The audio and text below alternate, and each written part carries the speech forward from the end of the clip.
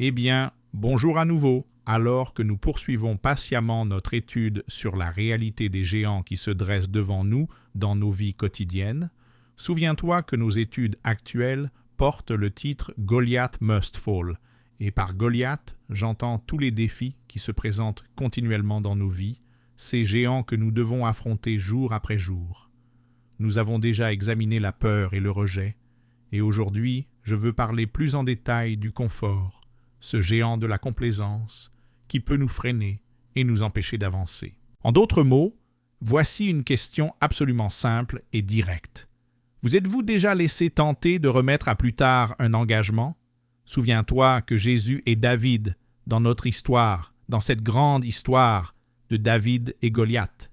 Et évidemment, nous savons d'après l'Écriture que Jésus est venu dans le monde pour vaincre le géant de tous les géants. Et lorsque le géant de la complaisance et aussi le géant du confort est repoussé hors du chemin, l'histoire de notre vie même, de notre propre histoire et de la victoire qui en découle, elles viendront se placer au-dessus de notre récit de défaite et d'échec.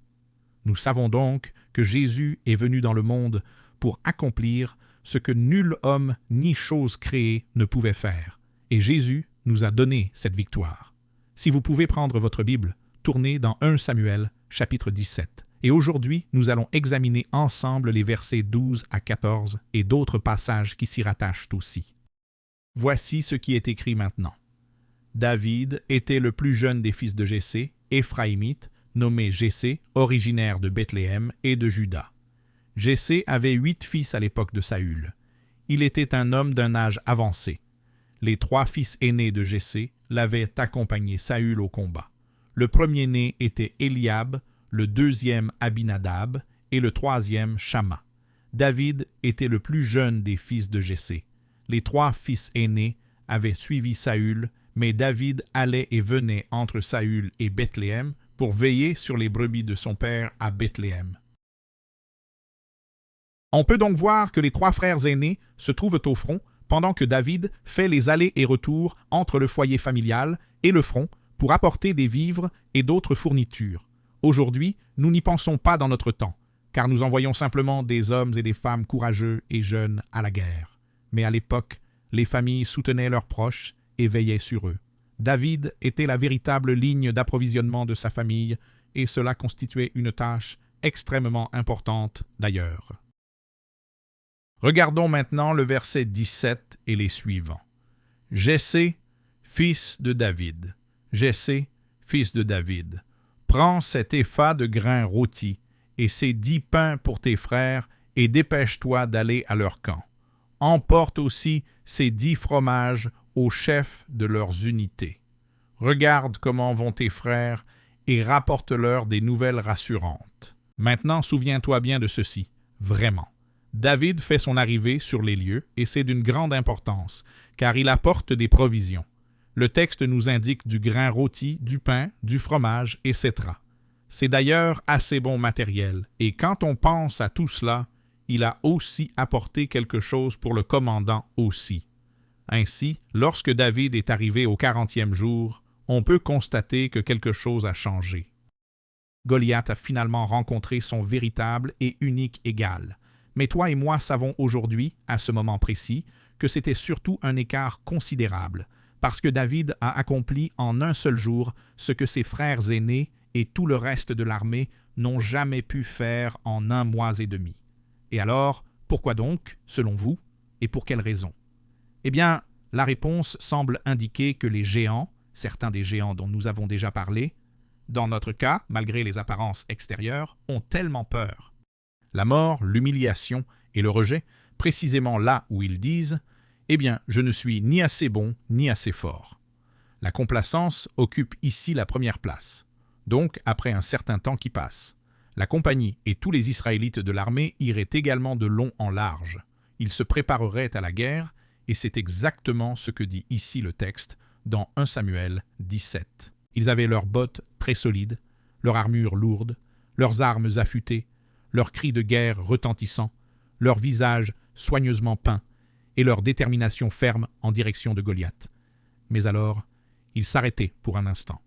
Ils avaient mené tout cela pendant de longues semaines entières et fatigantes, puis ils regagnaient lentement leur tente pour manger et boire et se réjouir, car selon eux, il y aurait toujours un lendemain à jamais.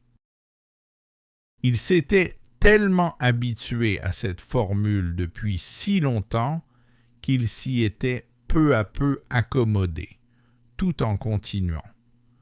Le nom de Dieu est diffamé et piétiné par ce géant cru.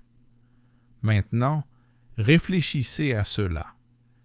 Imaginez disposer de tous les outils dont vous avez besoin pour votre travail, tout cela pour ne rien faire, ce qui pose la question « à quoi cela sert-il » Eh bien, vraiment, la réponse est simple, aucune, du tout. L'armée israélite s'était progressivement et obstinément laissée gagner par la complaisance et par le confort. Elle avait, jour après jour, perdu sa vigilance et son esprit combatif, sa témérité. C'est pourquoi elle ne voyait plus le besoin impérieux de tout risquer pour Dieu, chers amis. Et la gloire et la renommée de Dieu n'incitaient personne à affronter Goliath. C'est un commentaire triste, mais il demeure vrai, hélas, encore aujourd'hui. Le confort engendré par la complaisance nous a tellement rongés, nous, les chrétiens, jusqu'à nous faire oublier notre mission et notre appel. Nous préférerions nous détendre et nous divertir plutôt que de vivre pour Dieu, ou de lutter avec Dieu, afin que sa volonté et son dessein soient pleinement accomplis. Ces hommes avaient un plan de bataille bien pensé et bien organisé. Ils disposaient même d'une navette destinée à les transporter d'avant en arrière, afin de les conduire jusqu'aux lignes de front, puis de les ramener ensuite vers leur tente. Pour être tout à fait clair, ils savaient parfaitement quel était l'itinéraire, et elles étaient la route. Et pourtant, malgré tout, ils n'ont absolument rien tenté. Pourquoi donc? Parce qu'à un moment donné, ils se sont installés, et ils se sont convaincus que la meilleure et la plus sûre façon d'aller de l'avant était de ne pas mettre leur vie en danger imminent. Ils ont enfin décidé qu'il était temps de se contenter du statu quo et d'accepter ce qui existe déjà comme s'il s'agissait d'une fin en soi. Et à chaque fois que nous nous contentons, nous ne devenons pas seulement à l'aise, mais nous devenons aussi complaisants. Et rien ne se passe quand nous nous contentons, rien ne se passe quand nous devenons complaisants. Pendant ce temps, qu'en est-il de la gloire de Dieu? Qu'en est-il de la volonté de Dieu? Et qu'en est-il du dessein, du plan suprême que Dieu a pour nous, mes très chers amis et compagnons fidèles? À moins que nous sachions absolument que nous aurons quelqu'un qui pourra véritablement nous garantir la victoire, n'envoyez personne d'autre là-bas, ce qui explique pourquoi David, le gamin, était la dernière personne en qui ils avaient entièrement confiance pour leur vie, et ce n'était pas peu dire. Je veux dire, je comprends vraiment que vous vous sentiriez ainsi si vous pensez que c'est vous qui vaincrez le géant et que vous garderez votre foi. Mais si vous croyez que Jésus est le chemin qui mène vraiment à Dieu, et si vous croyez qu'il nous a déjà donné la victoire dont nous avons vraiment besoin, alors bien sûr vous ne vous contenterez pas de ce que vous avez et vous ne serez pas à l'aise dans la routine. C'est lorsque nous réalisons réellement que Jésus a déjà accompli le travail pour nous que cela nous pousse à accomplir l'œuvre de Dieu pour lui. C'est aussi à ce moment-là que vous saurez qu'aucun géant, quelle que soit sa taille ou son envergure, qu'il s'agisse de rejet ou de peur, ne pourra jamais se dresser entre vous et Jésus. Voilà pourquoi le confort est peut-être le géant le plus terrifiant de tous, car le confort peut être d'une subtilité si fine et si trompeuse qu'il passe parfois inaperçu dans sa tromperie et qu'il s'insinue lentement dans nos habitudes quotidiennes jusqu'à devenir une sorte de sécurité rassurante et trompeuse à la fois. C'est ce géant qui nous conduit à manquer le meilleur véritablement, tout simplement parce que nous nous contentons de quelque chose de bien plutôt que de viser l'excellence, et nous nous convainquons que cela suffit. À première vue, tout semble aller bien, mais nous commençons à perdre le cœur même de notre appel lorsque nous nous surprenons à dire, après tout, qu'est-ce qui pourrait mal aller avec le fait d'avoir un bon travail? Ou bien, qu'est-ce qui pourrait être mal à avoir une belle famille ou à suivre une routine ordinaire? Le problème est que nous pourrions oublier que, dans le grand schéma des choses, dans l'échelle de l'éternité, nous n'avons qu'environ 5 secondes sur Terre pour que nos vies comptent vraiment. Voici quelques exemples précis et concrets montrant comment le confort peut devenir nuisible. Il peut être nuisible si le confort nous pousse à manquer une grande opportunité, parce que nous choisissons, en fin de compte, une voie plus sûre et plus facile, qui peut nous faire manquer d'autres possibilités. Cela peut être nocif si une bonne chose s'avère en fait nuisible ou contre-productive avec le temps qui passe, car elle nous attire dans une fausse impression de sécurité, ou si nous choisissons la bonne chose, mais manquons ce que Dieu veut, ou si nous nous habituons à notre péché et échouons à le confronter et à l'en retirer de nos vies, et il y a tant d'autres choses dont nous pourrions parler. Je sais que parfois nous sommes confrontés à un ensemble considérable et extrêmement volumineux de choses atroces et profondément inquiétantes, et même si vous n'êtes pas le pire pécheur du monde, voici ce qu'il convient de garder à l'esprit. Vous vous êtes peut-être contenté du confort, et c'est cela qui finira inévitablement par vous entraîner dans votre chute. Ce ne sont pas nécessairement les mauvaises choses que nous faisons tout au long de nos vies. Ce sont les choses subtiles, telles que le confort et les habitudes qui nous entourent, qui présentent le plus grand défi pour nous, parce que nous cédons inévitablement à cette tentation et que nous en dépendons sans même nous en rendre compte. Nous cédons au confort, nous cédons à la complaisance, et c'est pourquoi nous avons besoin d'un véritable électrochoc dans nos vies, afin de nous réveiller et de changer ce qui nous retient. Permettez-moi de vous donner cet exemple d'un oiseau et de ses nids, qui illustre par une image simple la dynamique en jeu. Vous voyez, chaque fois que la mère de l'oiseau décide que l'arbre n'est plus propice pour elle et ses petits, quelque chose de vraiment remarquable se produit, quelque chose qui nous rappelle combien notre cadre quotidien peut nous retenir et nous pousser à agir autrement. Maman, d'une manière réconfortante et résolue, indique à ses petits qu'il est enfin temps de prendre leur envol, quelque part entre le nid et le sol. Ces petits oiseaux découvrent peu à peu comment fonctionnent leurs ailes. C'est incroyable, et je suis convaincu que les petits, qui jusqu'à présent vivaient grâce à leur maman, vont bientôt prendre leur envol. Ils disaient « Attendez une seconde, et faisons une pause. Ce n'est pas ce que nous avions prévu. » Tout cela montre combien leurs ailes leur ouvrent une nouvelle liberté. Nous possédons notre propre territoire. Nous sommes ici, heureux et bien installés dans ce nid doux et sûr. S'il vous plaît, ne nous dérangez pas.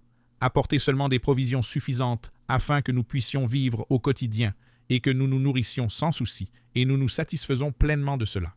Voilà ce qui arrive lorsque nous sommes satisfaits de l'endroit où nous sommes, et lorsque nous sommes confortables, ce qui inévitablement mène à la complaisance. Et je suis ici pour vous dire que nous avons été faits pour bien plus encore. Pour preuve, songe à David, qui bouleverse et déstabilise la réalité largement et profondément complaisante de l'armée israélite, pendant ces longues et fastidieuses semaines qui se succèdent sans fin, ces multiples semaines. Personne n'a, à aucun moment, pris position face au géant afin de le faire taire. Alors, voici quelque chose d'important à considérer pour nous tous, afin que chacun d'entre nous s'en saisisse et y réfléchisse collectivement. Jésus a déjà remporté la victoire pour nous.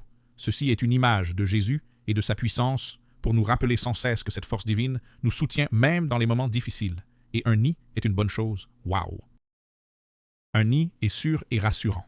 Un nid est incroyablement confortable. Un nid peut être, agréablement abrité.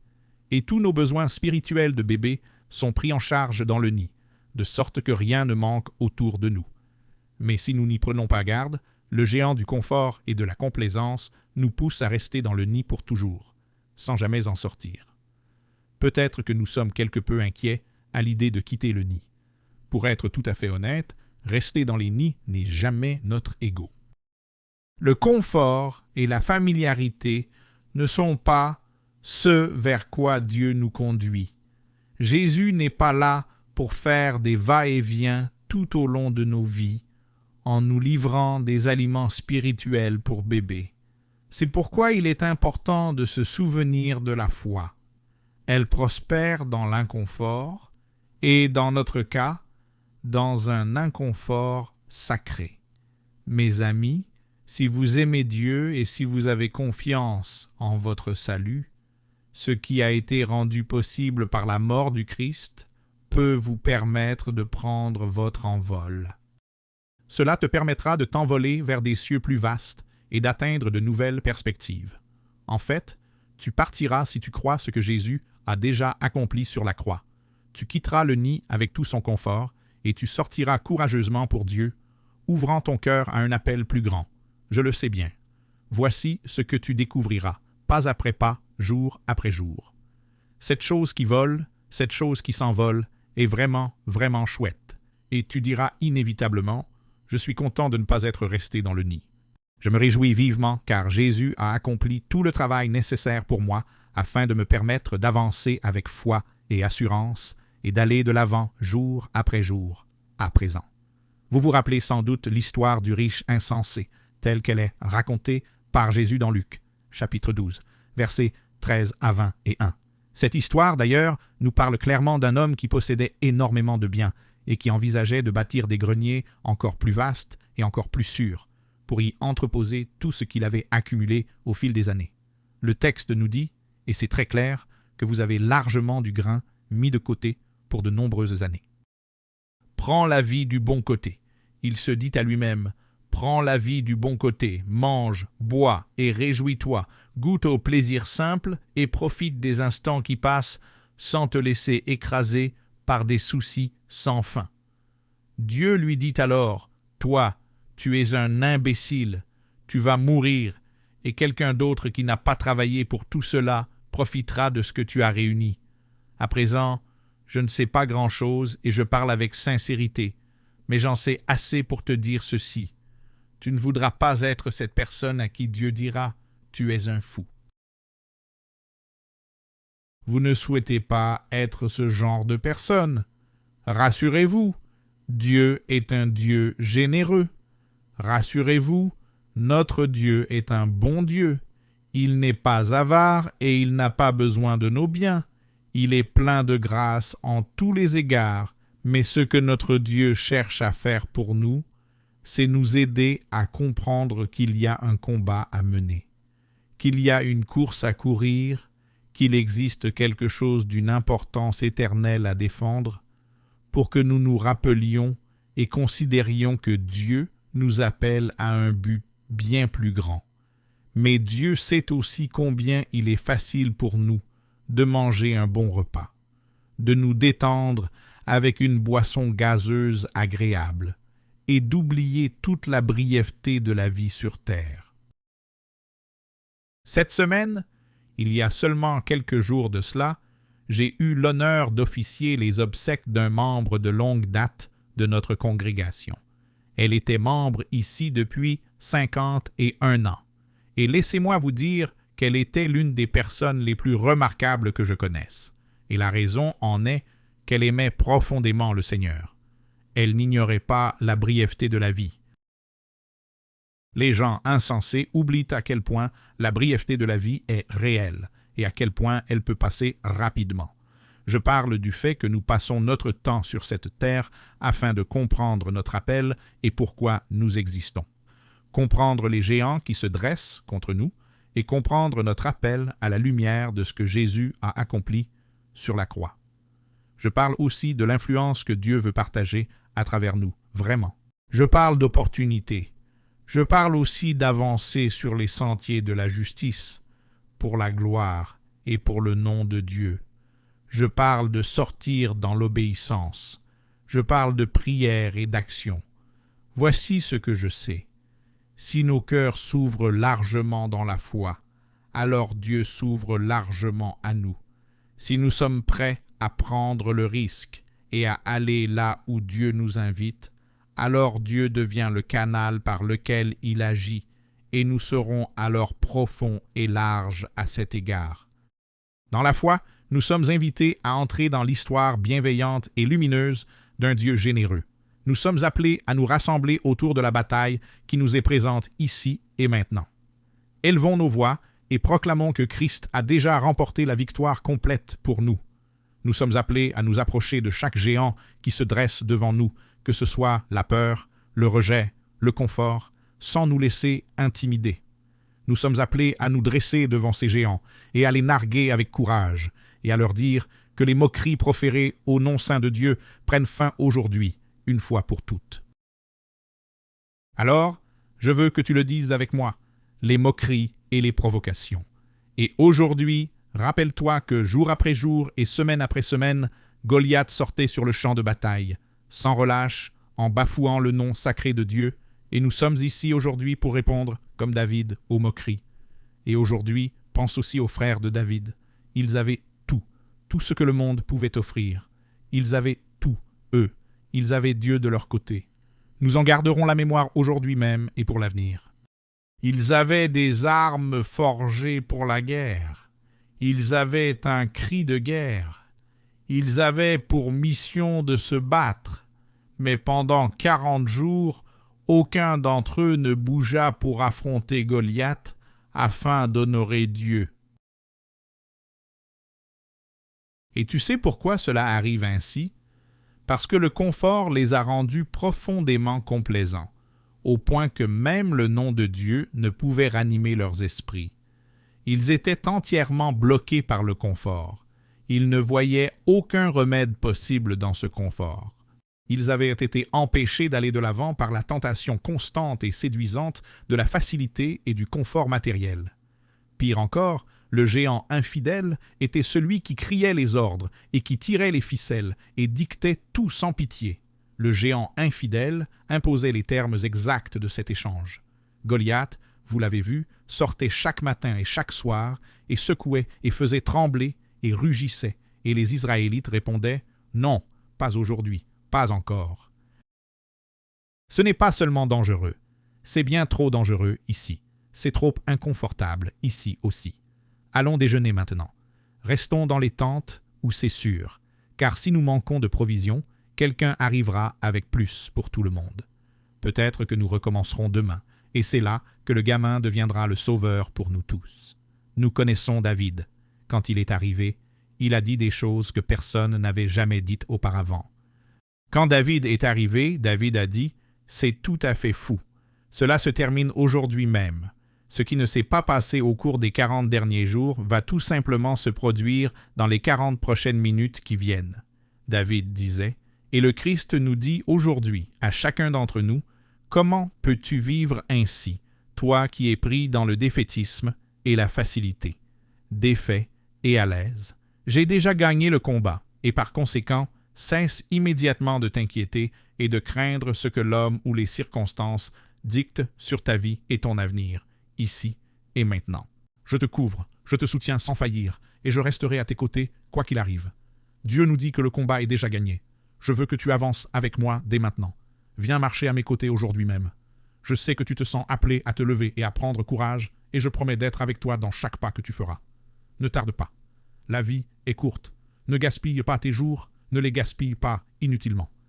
Dans Hébreux chapitre 3, verset 15, il est écrit, comme on vient de le dire aujourd'hui même, si vous entendez sa voix, n'endurcissez pas vos cœurs. Alors quitte le nid et viens marcher à mes côtés.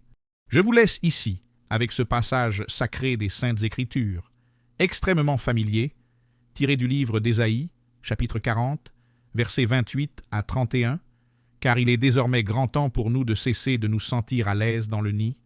Voici ce qu'Ésaïe a écrit. Ne savez-vous pas? N'avez-vous pas entendu?